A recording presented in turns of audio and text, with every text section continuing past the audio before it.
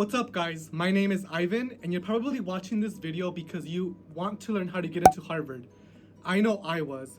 When I applied back in 2015, I did not have any videos or any resources to really help me decipher this secret Harvard admissions process. So I had to rely on months and months of research that I conducted not only on the website, but also by visiting the campus. Today, my goal is to help you learn 10 tips on how to get into Harvard. My first tip is to make your application reflect your hook. When I was applying to Harvard, I felt disadvantaged because I'm non-legacy, I didn't have the stats, I didn't have the scores. My GPA was okay, but not top notch. It wasn't a 4.0. And so I felt that I could not get into Harvard because of the lack of stats. What I did do though was I made sure that my application had a story to tell. And so I told that story by being selective in terms of my extracurriculars, but also how I tackled the application. My hook was really me showcasing my writing skills, but also my passion for education and helping disadvantaged students get through the K through 12 educational system. And so that's kind of how I crafted my personal statement and my extracurricular, my CV, my resume, and my activities. And so you really want to focus on this hook. What's gonna set you apart from other applicants that probably have the perfect stats, the perfect GPA? What can you do to make yourself stand out? And so I advise you to really do some introspection and determine what is your hook? What is your passion? How are you gonna put that across? How is Harvard gonna know what you're gonna bring to the table and how you're gonna change the world? My second tip is to make sure that your extracurricular activities reflect that hook. So like I was mentioning earlier, my passion is really to change education for disadvantaged students. So what I did was I volunteered at schools, I majored in English education, I wanted to be a teacher, so I got that experience that I was able to put on my application. I was part of the Education National Honor Society, which is called Kappa Delta Pi, where I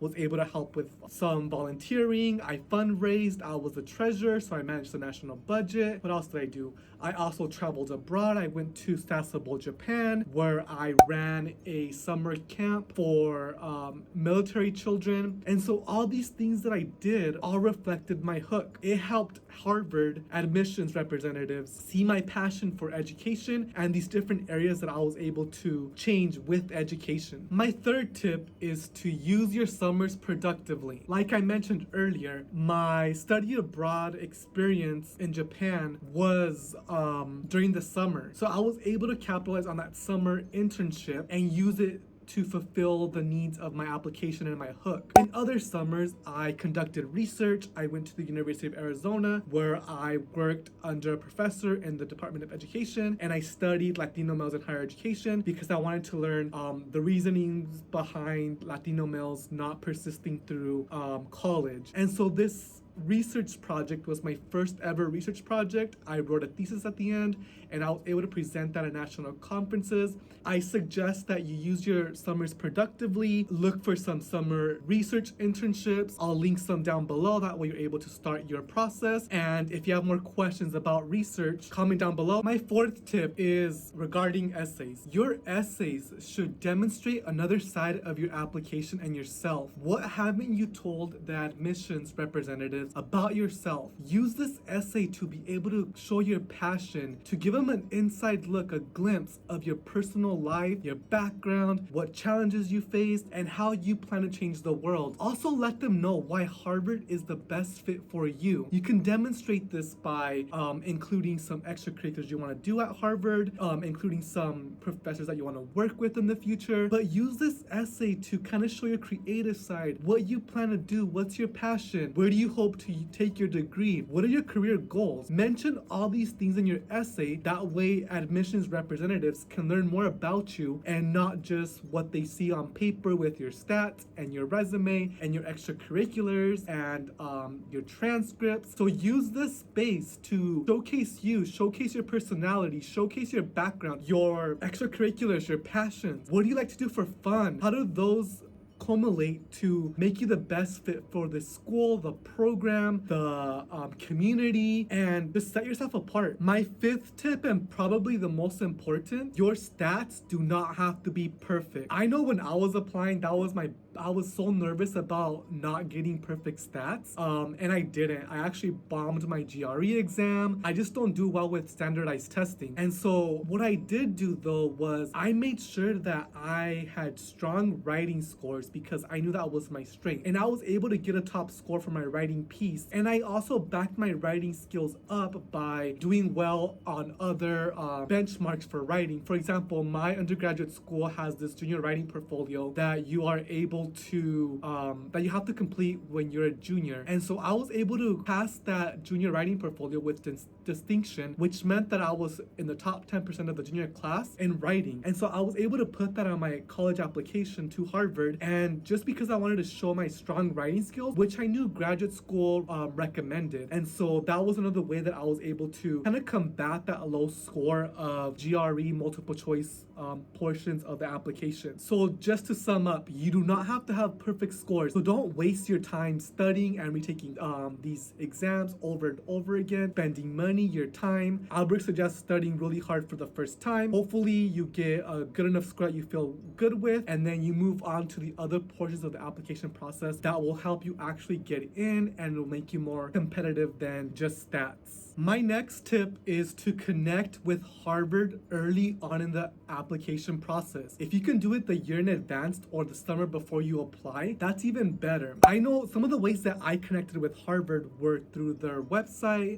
I put my name in this like Connect With Us listserv where they were sending me a bunch of different admissions tips and tricks. I was able to connect with the admissions rep. I was assigned to a mentor, a current student that was able to help me with my questions, and he actually was able to read my essay as well and give me some pointers and some advice and some feedback that was very valuable when I was writing my personal statement.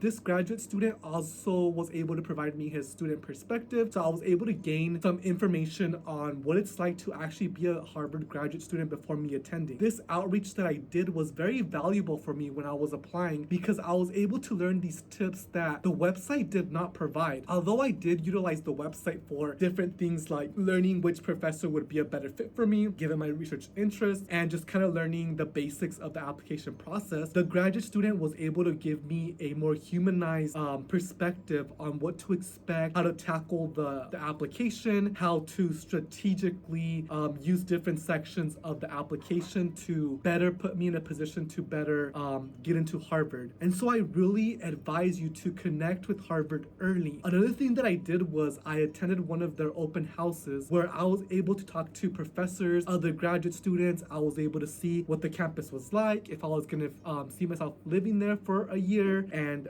kind of learning the community and the expectation going to graduate school at Harvard. And so this experience really showed me that I belonged there and I was capable of being a Harvard student. So if you could make a trip to Boston, Cambridge, I suggest that you do. It's gonna help you better prepare your application, but also excite you to attend Harvard in the future. Tip number 7 is really to define why you're a good fit for Harvard. You shouldn't be attending Harvard if you just want the name. You really want to have a mission, a plan for attending the school. It's a great school. They have renowned faculty that you can work with. They have really cool classes that will provide you with the skill sets needed to change the world in your field, in your space, in your major. And so you will gain these skills, but you really want to hone in on why you really want to go to Harvard. And so I advise you to kind of self-reflect and showcase that passion in your personal statement because they want students that want to succeed at Harvard but also take advantage of the opportunities there. Tip number 8, review the application early. Once the application opens up, make an account and look through all the components of the application. I know I did that when I was applying, and the reason why is because there's sections that you might not have expected. For example, when I was applying, I saw this section called the additional information section where you were able to attach another essay or document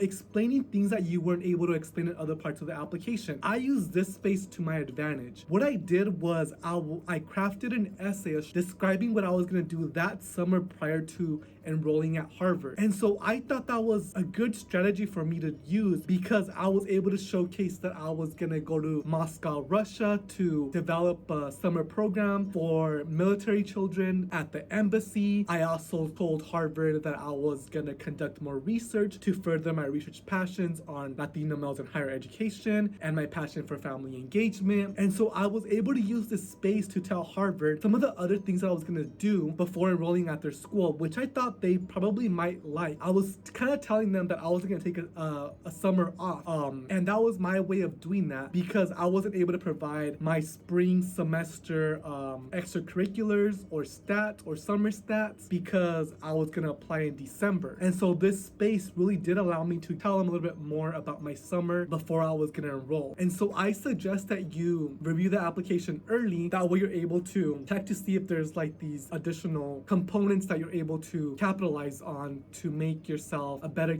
more competitive candidate for Harvard. My final tip is to ask for help. This application process can be brutal. When I was applying, I actually applied to 10 programs all across the country, and it was very difficult for me to stay committed and excited about these applications when I was doing so many. So I advise you to look for that help, whether it's a peer group that you work on these applications with, or is your advisor that you are asking for support, advice, and feedback, or just moral support.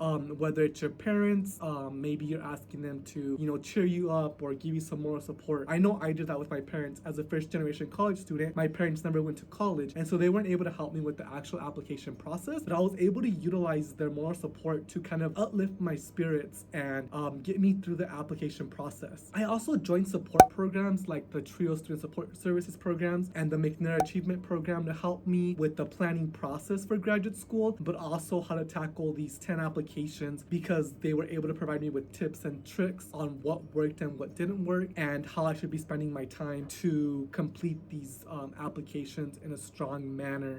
And so all these supports really helped me through that season, the application season. And so I suggest that you start building that cohort of support services and support people. That way you're not struggling morally and you're able to get through that process strong, and then because it's really worth it at the end of the day. All right, so this wraps up my video on how to get into Harvard. If you would like more videos on Harvard, the experience, the application process, comment down below, give me a like, subscribe to my channel, and I would provide you with those videos.